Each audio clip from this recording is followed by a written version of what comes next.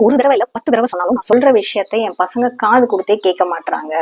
இது காலையில எழுந்திரிக்கிறதுல இருந்து சாப்பாடு ஆகட்டும், ஸ்கூல் ஹோம்ஒர்க் பண்றதாகட்டும், டிவி பார்க்கறதுன்ற எல்லா இடத்துலயும் இந்த விஷயம் திரும்பி திரும்பி நடந்துட்டே இருக்குன்னா, இந்த வீடியோவை நீங்க கடைசி வரைக்கும் ஒவ்வொரு பேரண்ட்ஸும் கண்டிப்பா பார்க்கணும். ஏன்னா, இது எதனால நடக்குதுங்கிற விஷயம் புரிஞ்சுக்காம நம்ம என்ன தப்பு பண்றோம், இல்ல பசங்க ஏன் இப்படி இருக்காங்கன்ற கேள்விகள் நம்மளுக்குள்ள ஓடிக்கிட்டே இருக்கு. இதனுடைய ரீசன்ஸ் பார்த்தீங்க அப்படின்னா, சயின்ஸும் சைக்காலஜியும் என்ன சொல்றாங்கன்னா, இதுல நிறைய பசங்களுக்கு அவங்க இந்த மாதிரி டிஃபென்சிவ் அண்ட் மோட்ல இருக்கிறாங்க அப்படிங்கிறது இன்டென்ஷனலே கிடையாது. அவங்களே வாண்டடா அதை பண்றது இல்ல.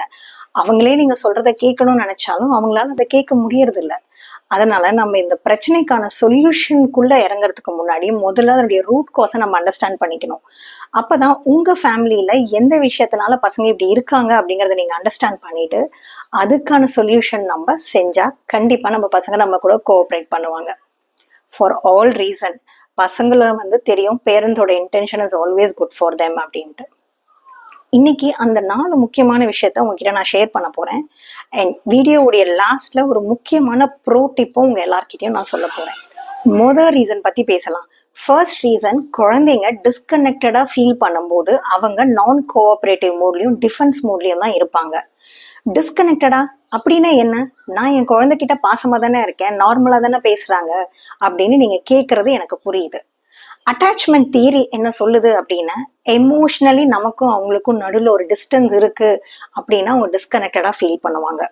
அண்ட் இதை நீங்க எப்படி அண்டர்ஸ்டாண்ட் பண்ணிக்கிறது அப்படின்னு பாத்தீங்கன்னா, நீங்க பேசும்போது உங்க குழந்தைங்க உங்க கண்ணை பார்த்து பேசுறாங்களா, இல்லைன்னா உங்க கண்ணை பார்த்து பேசுறத அவாய்ட் பண்றாங்களா? அண்ட் நிறைய டைம் பாத்தீங்கன்னா நம்ம பேசிக்கிட்டே இருப்போம், அவங்க வேற ஒரு உலகத்துல இருப்பாங்க. உங்ககிட்ட தான் பேசுறேன் அப்படின்னு சொல்லும்போது என்கிட்டயா அப்படின்னு பசங்க கேட்பாங்க.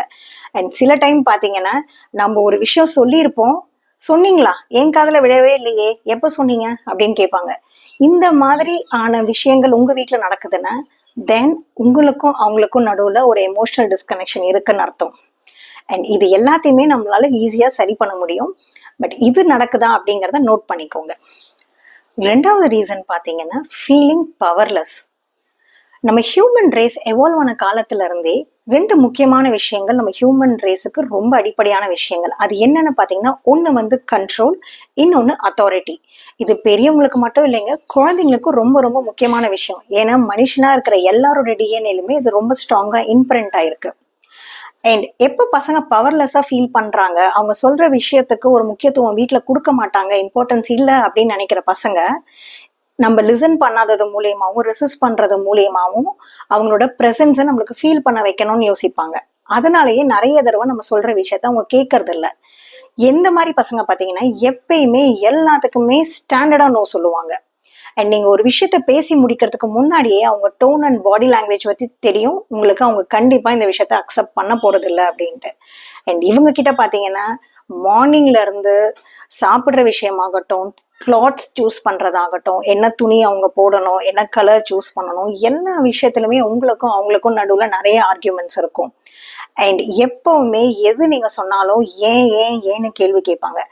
உங்களுக்கு அந்த இன்டென்ஷன் புரியும். அந்த ஏன்ற கேள்வி அவங்க புரிஞ்சுக்கிறதுக்காக கேட்கிற கேள்வி இல்ல, பட் அதை மறுபடியும் தள்ளி போடுறதுக்காகவும் வேணான்றதுக்காகவும் கேட்கிற ஏன்ற கேள்வின்ட்டு. இந்த மாதிரி விஷயங்கள் இருக்குன்னா தென் உங்க பசங்க பவர்லெஸ்ஸா ஃபீல் பண்றாங்கன்னா. 3வது விஷயம், டூ மச் டு டைஜஸ்ட். அப்படின்னா என்ன அப்படின்னு பாத்தீங்கன்னா, நம்ம ஹியூமன் பிரெயினுக்குன்னு ஒரு லிமிட்டட் கெப்பாசிட்டி இருக்கு. ஒரு குறிப்பிட்ட நேரத்துல குறிப்பிட்ட விஷயங்கள் மட்டும்தான் நம்மளால அண்டர்ஸ்டாண்ட் பண்ணி புரிஞ்சு அதுபடி நடந்துக்க முடியுங்கிறது. நம்ம அந்த லிமிட் தாண்டி நிறைய விஷயங்கள் ஜென்ரலா பேசும்போது அவங்களுக்கு அது புரியாது. அண்ட் இந்த மாதிரி இருக்கிற பசங்க பாத்தீங்கன்னா, நீங்க ரூமை கிளீன் பண்ணுன்னு சொல்லுவீங்க, உங்க புக்கை மட்டும் அடிக்க வச்சுட்டு வந்திருப்பாங்க. நீங்க என்னடா புக்கை மட்டும் அடிக்க வச்சிருக்க, ரூமை கிளீன் பண்ணலையா அப்படின்னு கேட்பீங்க. நீங்க புக்கு தானே அடிக்க வைக்க சொன்னீங்க அப்படின்ட்டு அவங்க கன்ஃபியூஷனா இருப்பாங்க. நிறைய விஷயம் பண்ணிட்டு இருக்க மாதிரி தோணும், நான் அது பண்ணணும் இது பண்ணணும், நீங்க அது எப்ப சொன்னீங்க இது எப்ப சொன்னீங்கன்ட்டு கன்ஃபியூஸ்டா இருப்பாங்க. அண்ட் நிறைய தடவை நிறைய விஷயங்கள் மறந்து போயிடுவாங்க. இந்த மாதிரி நடக்குது அப்படின்னா அவங்களால நீங்க சொல்ற விஷயத்த ப்ராசஸ் பண்ண முடியல, நீங்க அவங்களுடைய ப்ராசஸிங்க்கு மீறி நிறைய இன்ஃபர்மேஷன்ஸ் அவங்க கிட்ட சொல்றீங்க அப்படிங்கிறது அர்த்தம். 4வது விஷயம் என்னன்னு பாத்தீங்கன்னா, ரெஸ்பெக்ட், அதாவது மரியாதை. எமோஷனல் வேலிடேஷன் ஸ்டடிஸ் என்ன சொல்றாங்கன்னா, இந்த மரியாதை அப்படிங்கிறது ஒரு ஹியூமன் இன்னொரு ஹியூமனை நம்புறதுக்கும் சரி, அவங்க சொல்றதை கேட்கறதுக்கும் சரி ரொம்ப ரொம்ப முக்கியமான விஷயம். ரெஸ்பெக்ட் பசங்க குழந்தைங்களுக்கு நடுவுல எப்படி வருது அப்படிங்கறது யோசிக்கிறீங்களா? எப்ப நம்ம பசங்க ஏதாவது ஒரு விஷயத்த சொல்லும் போதோ, ஷேர் பண்ணும் போதோ, அவங்களோட ஃபீலிங்ஸ்க்கோ, அவங்களோட டெசிஷனுக்கோ நம்ம இம்பார்ட்டன்ஸ் கொடுக்காம டிஸ்மிஸ் பண்றோமோ, அப்ப அவங்க அந்த ஒப்பீனியனுக்கும் சரி, அவங்களுக்கும் சரி மரியாதை நம்ம கொடுக்கலன்னு அவங்க யோசிப்பாங்க. அதுக்காக நம்ம பசங்க கேட்கிற எல்லா விஷயத்தையும் ஒத்துக்க முடியுமா அப்படின்னு நீங்க கேட்கறது எனக்கு புரியுது. ஏன்னா as an அம்மாவா நானும் இதை நிறைய அண்டர்கோ பண்ணியிருக்கேன். மரியாதை கொடுக்கறது அப்படின்னா நம்ம அவங்க கேட்கிற எல்லா விஷயத்துக்கும் சொல்ற எல்லா விஷயத்துக்கும் ஒத்து போறது கிடையாது. ஆனா புரிஞ்சுக்கிறது. அது என்ன வித்தியாசம் அப்படின்னு கேக்குறீங்களா? இப்ப நீங்க ரோட்ல நடந்து போயிட்டே இருக்கீங்க. ஒரு குழந்தை ஒரு டெடி பியர் கேக்குது. உங்க வீட்ல ஆல்ரெடி 2 டெடி பியர் இருக்குன்னு வச்சுக்கலாம்.